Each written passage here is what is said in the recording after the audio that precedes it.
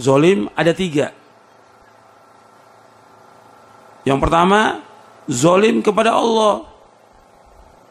Dengan apa? Banyak manusia yang berbuat syirik kepada Allah Ta'ala.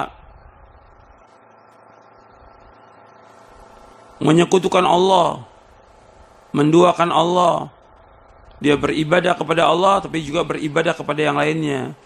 Dia berdoa kepada Allah, tapi berdoa juga kepada yang lainnya. Allah nggak redho. Ini kezoliman. Makanya Allah sebutkan dalam surah Luqman, ya bunayya la tusyrik billah, inna syirka la zulmun azim. Wahai anakku, janganlah engkau berbuat syirik. Jangan menyekutukan Allah. Sesungguhnya syirik itu kezoliman yang amat besar. Zulmun azim. Makanya manusia ini kata Allah sangat zolim. Zolim apa? Ya kepada Allah berbuat zolim. Mereka banyak menyekutukan Allah, berbuat syirik. Kalau kita lihat banyak orang-orang yang berbuat syirik kepada Allah, terjadinya bencana, terjadinya musibah, terjadinya petaka, dan Allah turunkan azab karena banyaknya kezoliman manusia. Terutama yang paling besar dari perbuatan dosa, perbuatan maksiat. Dosa apa? Syirik. Dosa syirik. Ini perbuatan dosa yang paling besar. Syirik itu. Ini kezaliman yang paling besar kepada Allah.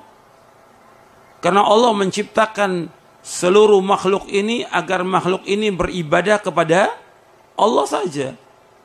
Seperti Bapak Ibu sudah hafal ayatnya dalam surah Az-Zariyat, surah 51, ayat 56. Wa ma khalaqtul jinna wal insa illa liya'budun. Tidak aku ciptakan jin dan manusia melainkan untuk beribadah kepadaku. Beribadah kepada Allah artinya mentauhidkan Allah. Allah ciptakan makhluk ini semuanya untuk mentauhidkan Allah Ta'ala. Untuk mentauhidkan Allah.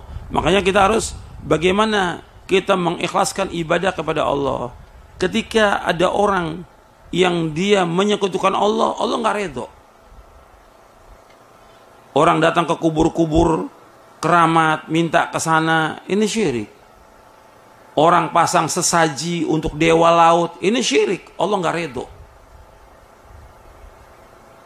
Orang kumpul-kumpul panggil arwah jin, Allah nggak redho. Dan nggak boleh orang minta perlindungan kepada jin atau mendatangkan arwah. Dan nggak mungkin yang namanya roh orang yang sudah meninggal itu datang ke dunia, nggak mungkin dalam Islam. Dan tidak akan ada dalam Islam. Tapi ketika orang manggil dewa, manggil jin segala macam, ini perbuatan syirik. Makanya Allah sebutkan dalam surah Jin, surah 72 di ayat 6, Allah berfirman, wa annahu kana rijalun minal insi ya'udzuna birijalin minal jinni fazaduhum rahaqa. Sesungguhnya ada orang-orang yang mereka berlindung minta tolong kepada jin, maka jin itu bertambah sombong. Dan manusia bertambah takut.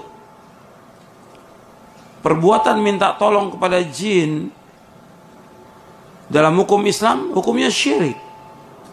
Nabi Muhammad SAW berdakwah, ada nggak bangsa jin yang masuk Islam? Ada nggak? Ada.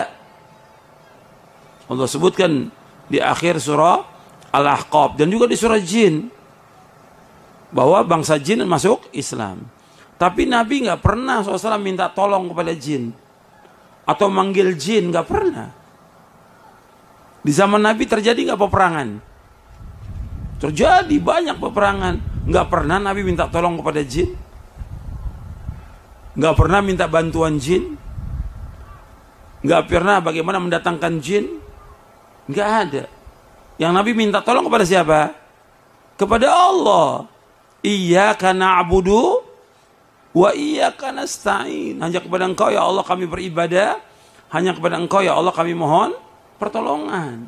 Minta kepada Allah.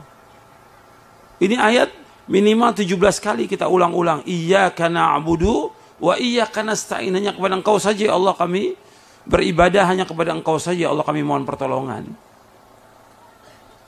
Jadi nggak boleh minta tolong pada jin. Dan nggak ada dalam Islam orang panggil arwah, itu nggak ada. Orang sudah mati nggak akan kembali ke dunia.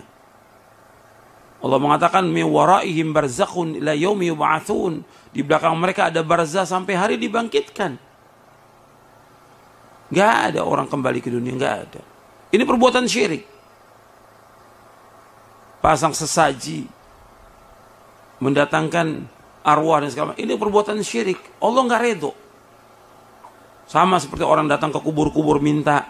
Kalau minta tolong kepada Allah, yang dapat memberikan manfaat kepada seluruh makhluk hanya Allah saja.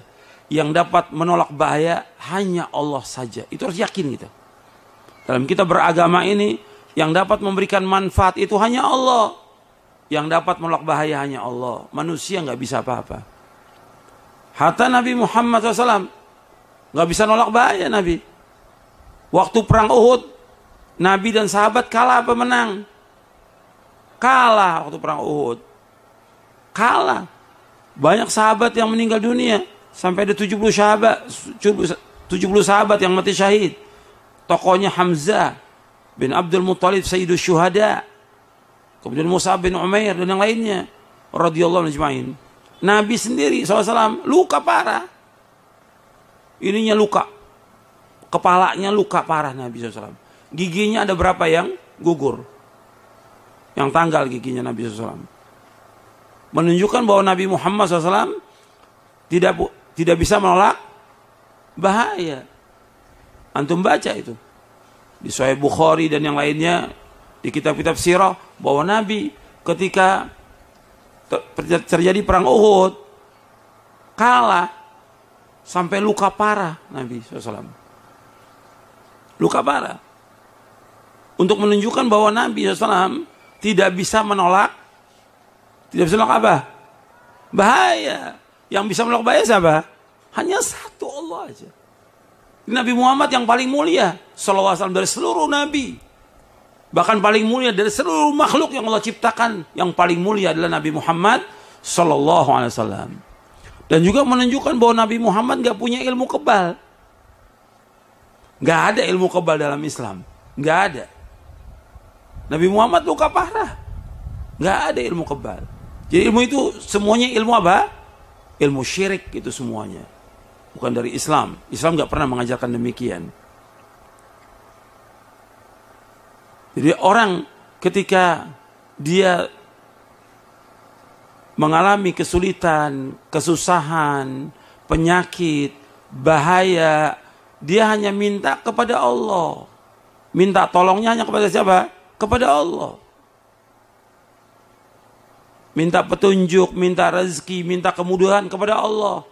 Minta dijauhkan dari berbagai macam musibah, petaka kepada Allah. Ketika dia memalingkan kepada selain Allah, ini namanya syirik. Ini namanya kezoliman. Allah nggak redho. Ketika orang datang ke kubur-kubur wali, minta ke sana. Ini kubur keramat, datang minta. Supaya apa? Supaya dimudahkan jodohnya. Supaya dihilangkan berbagai macam penyakit. Supaya dimudahkan rezekinya. Ini semuanya syirik. Karena yang bisa demikian hanya satu. Yaitu hanya Allah aja.